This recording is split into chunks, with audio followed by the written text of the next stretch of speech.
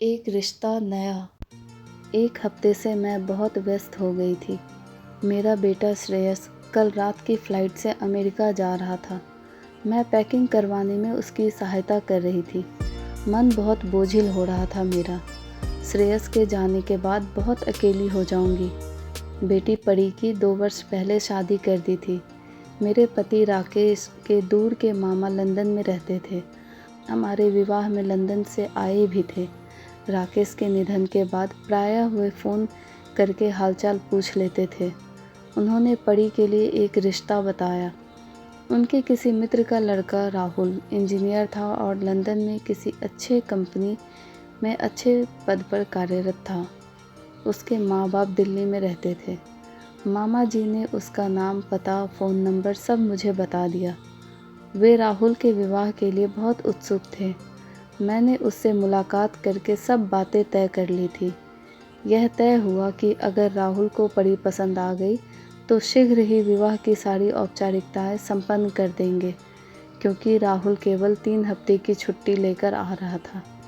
ईश्वर की कृपा से सारी बातें सुलझती चली गई और मैंने अपनी सामर्थ्य के अनुसार शादी अच्छी कर दी। राहुल के घर से दहेज की कोई मांग नहीं थी। शादी के बाद परी और राहुल लंदन चले गए। अब प्रायः फ़ोन पर परी से बात हो जाती थी। वह बहुत खुश थी। श्रेयस ने दिल्ली आईआईटी से इंजीनियरिंग कर ली और कैंपस सिलेक्शन में उसे एक बहुत अच्छी कंपनी में दिल्ली में ही नौकरी मिल गई। 1 साल बाद कंपनी किसी प्रोजेक्ट के सिलसिले में उसे अमेरिका भेज रही थी 2 वर्ष के लिए। मैं उसी की तैयारी में व्यस्त थी। विदेश जा रहा है, पता नहीं किस चीज़ की ज़रूरत पड़ जाए। यह सोचकर अपनी समझ से छोटी मोटी चीज़ों को एक बैग में भर दिया था। सब काम से निपट कर देखा 11 बज रहे थे। बड़ी थकावट महसूस हो रही थी। बिस्तर पर लेटी तो नींद कोसों दूर चली गई। जिंदगी कहाँ से कहाँ आ गई, यह सोचते हुए मैं अतीत में पहुँच गई। मैं माँ बाप की इकलौती संतान थी। बहुत लाड प्यार से पली थी। पढ़ाई लिखाई के साथ साथ खेलकूद, नाटक आदि में भी बराबर भाग लेती थी। माँ चाहती थी कि बीए करने के बाद जल्द ही अच्छा घर वर देखकर मेरा विवाह कर दे, लेकिन मैं बीएड करना चाहती थी। इसके लिए मैंने माँ पापा को राजी कर लिया। एक दिन मैं घर में बैठी कुछ नोट्स बना रही थी कि माँ ने तेज़ी से कमरे में प्रवेश किया और दरवाजे से ही बोलती आई, विनी, तुझे पता है हमारे पड़ोसी अचानक ही मकान बेचकर चले गए हैं। अरे, 3 दिन पहले मिसेस वर्मा मुझे मिली थी। तब उन्होंने बताया भी नहीं कि वे जा रही हैं। अच्छा, कहकर मैंने उनकी बात में कोई रुचि नहीं दिखाई। लेकिन माँ कहाँ चुप रहने वाली थी। यह मकान अब किराए पर उठ गया है। किसी मिसेज कसानी ने लिया है। माँ की बातों से मेरी कोई रुचि नहीं थी, लेकिन माँ को तो सारी बातें विस्तार से बतानी थी। अभी उनकी बात ख़त्म कहाँ हुई थी। मिसेज कसानी के 2 बच्चे हैं। लड़की बीए में पढ़ रही है और उनका बेटा यूनिवर्सिटी में प्रोफेसर है। खुद सरकारी स्कूल में अध्यापिका है। उनके पति को गुजरे 6 साल हो चुके हैं। माँ ने मेरे आगे पड़ोस का सारा चिट्ठा खोल कर रख दिया। कुछ दिन बाद मैं कॉलेज जाने के लिए तैयार होकर बाहरी सवारी की राह देख रही थी। उधर पड़ोस के प्रोफेसर साहब अपना स्कूटर स्टार्ट कर रहे थे। अचानक उनकी नज़र मुझ पर पड़ी। कॉलेज जा रही है, आइए मैं छोड़ दूंगा। बड़ी विनम्रता से उन्होंने कहा, जी धन्यवाद, मैं चली जाऊंगी, अभी ऑटो मिल जाएगा। आपका कॉलेज मेरे रास्ते में ही पड़ता है, आइए मैं छोड़ दूंगा। फिर कुछ रुक कर बोले, मैं आपका पड़ोसी हूँ और मेरा नाम अमन है। आपका नाम विनी है ना? तो माँ ने मेरा अता पता भी सब पड़ोस में बता दिया है और मेरी आनाकानी के बावजूद अमन ने जिद करके मुझे राजी कर ही लिया। यहाँ से हमारी मुलाकात का सिलसिला शुरू हुआ।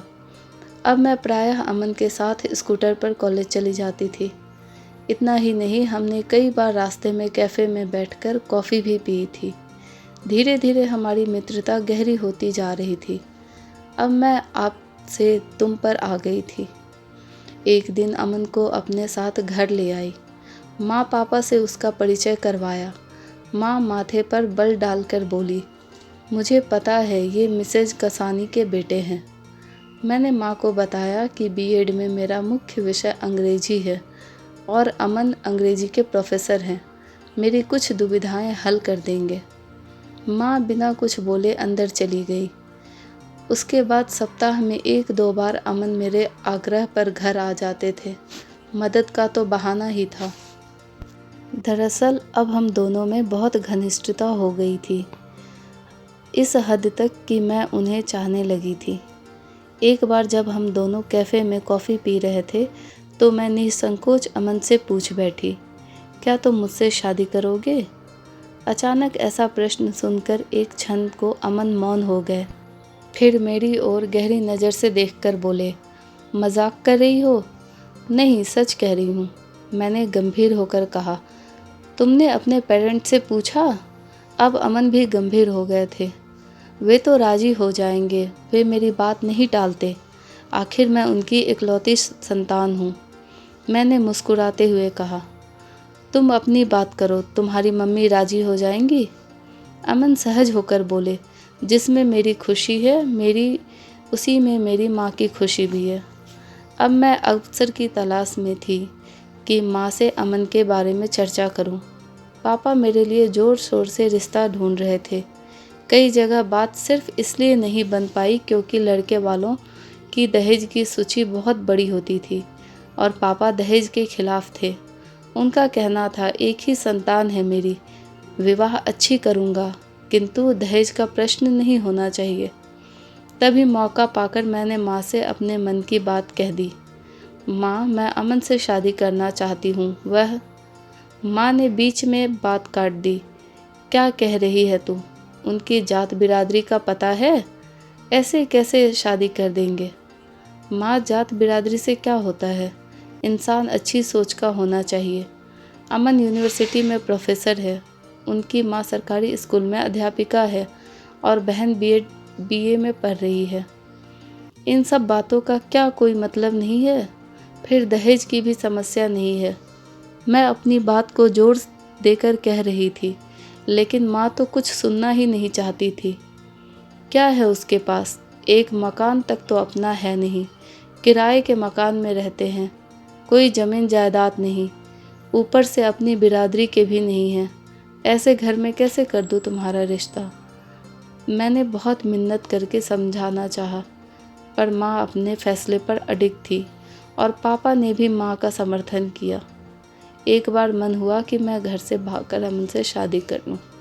फिर पापा की इज्जत का ध्यान हो आया। लोग कितनी बातें करेंगे और उलाहना देने में रिश्तेदार भी पीछे नहीं रहेंगे।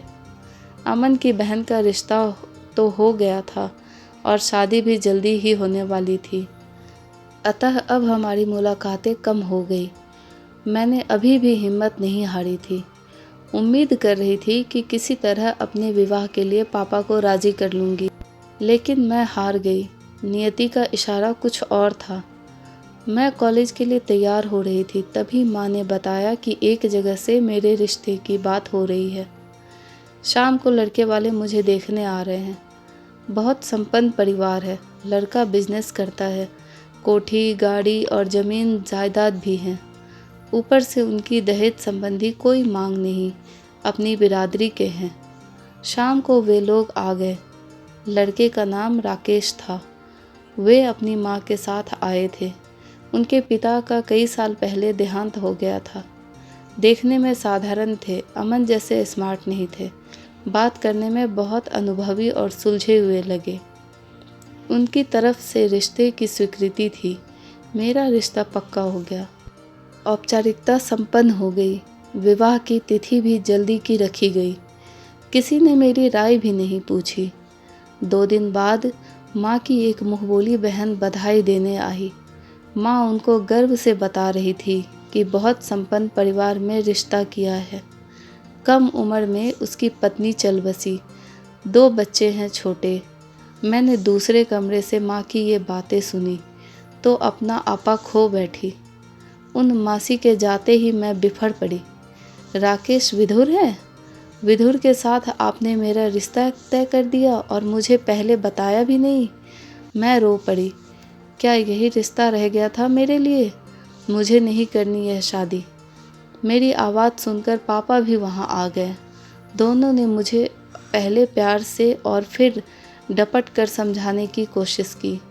बेटी, हमारी बिरादरी में इतना अच्छा रिश्ता आसानी से नहीं मिलेगा। और उनकी पूरी बात सुने बिना ही मैं चीख उठी। क्या केवल बिरादरी और संपन्नता को ही मेरे विवाह के लिए मापदंड बना रखा है? आपकी बेटी की खुशी का कोई मोल नहीं? ठीक है, जहाँ आपकी खुशी हो वहीं ढकेल देना दीजिए अपनी बेटी को। अपने आंसू पोंछते हुए मैं अंदर कमरे में पलंग पर औंधी होकर पड़ गई। आंखों से आंसू बह रहे थे। मन में पीड़ा थी कि पत्नी बनने का ख्वाब पीछे रह गया। पहले बच्चों की देखभाल करने वाली माँ अर्थात केयर टेकर का किरदार निभाना होगा। किसी को अब क्या दोष देती? शायद मेरी नियति ही यही थी। विवाह संपन्न हो गया। विदा होकर ससुराल आ गई। राकेश के दोनों बच्चे प्यारे थे। बेटा श्रेयस मेरा स्नेह पाकर बहुत खुश था और जल्दी ही मुझसे घुल मिल गया। लेकिन बेटी परी मुझसे दूरी बनाकर रहती थी।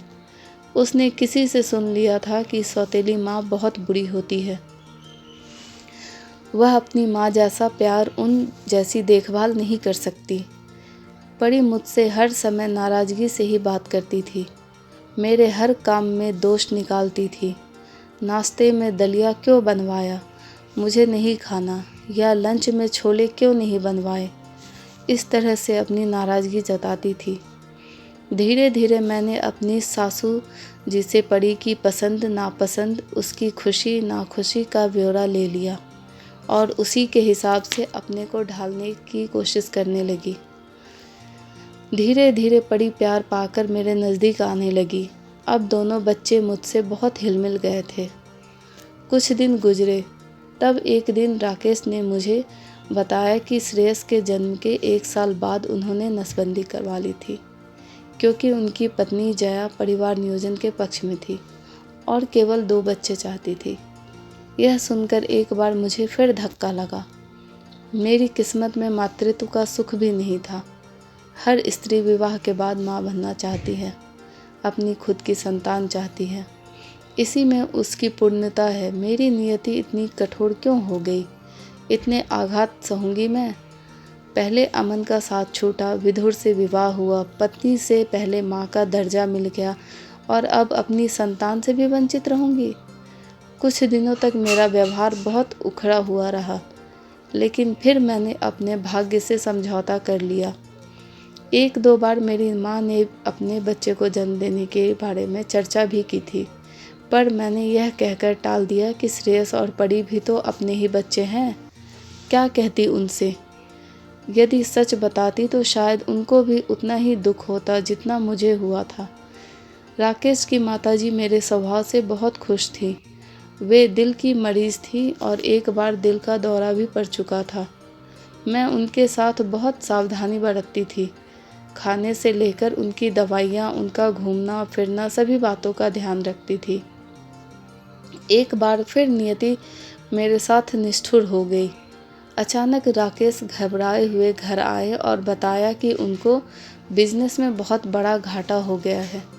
सारी प्रॉपर्टी, सारे स्टेटस और जमा पूंजी सभी तो चला गया, फिर भी कर्जा बना हुआ है। मैंने उन्हें धीरज बंधवाया कि कोई रास्ता निकालेंगे। माता जी ने जब यह दौरा पड़ गया और वे चल बसी। राकेश बहुत ज़्यादा परेशान थे। मैं उन्हें सांत्वना देने की कोशिश करती, किंतु हम दोनों ही जानते थे कि कोरी सांत्वना से समस्या का हल नहीं निकलेगा। हालात दिन प्रतिदिन खराब होते जा रहे थे। लोगों ने फ़ोन पर पैसों का तकाजा करना शुरू कर दिया था। कोई रास्ता नहीं दिख रहा था। अब भी तकदीर मेरे खिलाफ चल रही थी। जिंदगी को एक और झटका लगा। राकेश ने परिस्थिति के आगे हाथ डाल दिए और लोगों के तकाजों से तंग आकर आत्महत्या कर ली। क्यों उन्होंने एक बार भी अपने दोनों बच्चों और मेरे बारे में नहीं सोचा कि हम कैसे परिस्थिति का मुकाबला करेंगे? मुझे दोनों बच्चों की जिम्मेदारी संभालनी थी। क्या करूं, कैसे करूं? उस समय भाग्य ने पहली बार मुझे सहारा दिया। जिस इंटर कॉलेज में मैंने पढ़ाई की थी वहाँ की प्रिंसिपल मुझे पहचानती थी। उनसे मिलकर मैंने अपनी परेशानी बताकर कुछ सहायता मांगी।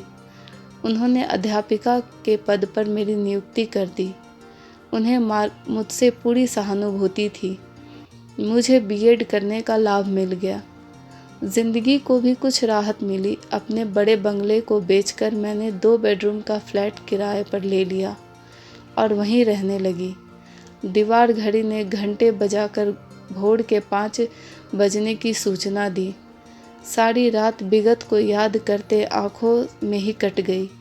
दिन भर छोटे मोटे काम में व्यस्त रही। आज कॉलेज से छुट्टी ले ली थी।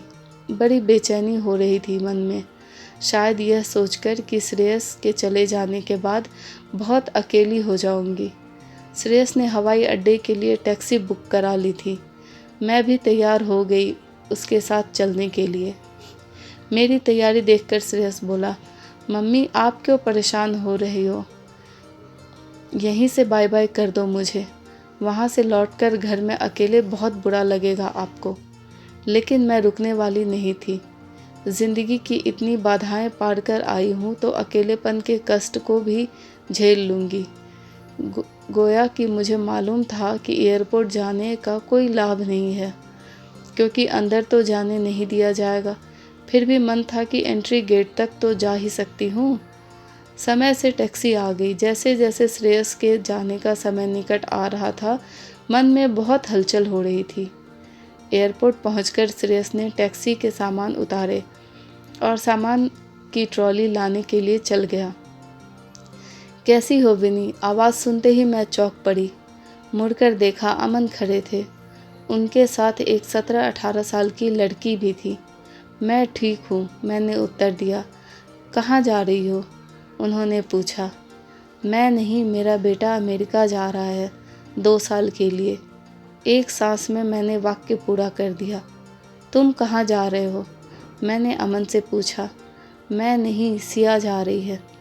तुम्हारी बेटी है? मैंने प्रश्न किया। बेटी ही समझो, कुछ रुक कर बोला।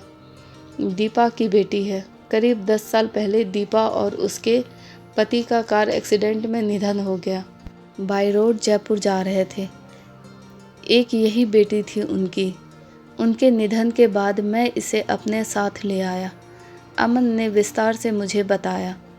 मैंने उसके बहन बहनोई के निधन पर खेद प्रकट किया। अमन ने सिया से मेरा परिचय करवाया। यह अमेरिका जा रही है। हार्वर्ड में दाखिला मिल गया है।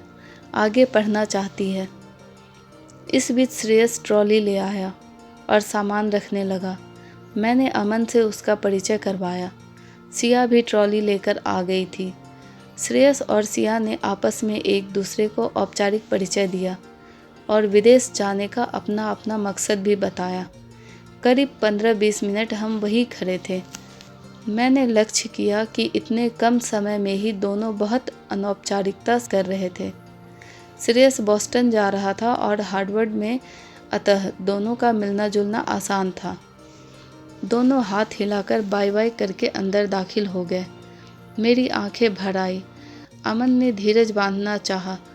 देखो, हम तो ज़िंदगी के किनारे की ओर बढ़ रहे हैं। बस अब बच्चों का भविष्य निखरा रहे, इसी में हमारे जीवन की सार्थकता है। लौटने के लिए कैब बुक करवाना चाह रही थी, किंतु अमन बोले, मैं अपनी गाड़ी से छोड़ दूंगा। पहले की तरह ही सकुचाते हुए मैंने कहा, नहीं, मैं कैब से चली जाऊंगी। अमन ने भी अपने उसी पुराने अंदाज के साथ चलने के लिए मुझे राज़ी कर लिया। रास्ते में बोले, कहीं एक प्याला कॉफ़ी पी जाए। हम दोनों एक कैफ़े में जा बैठे।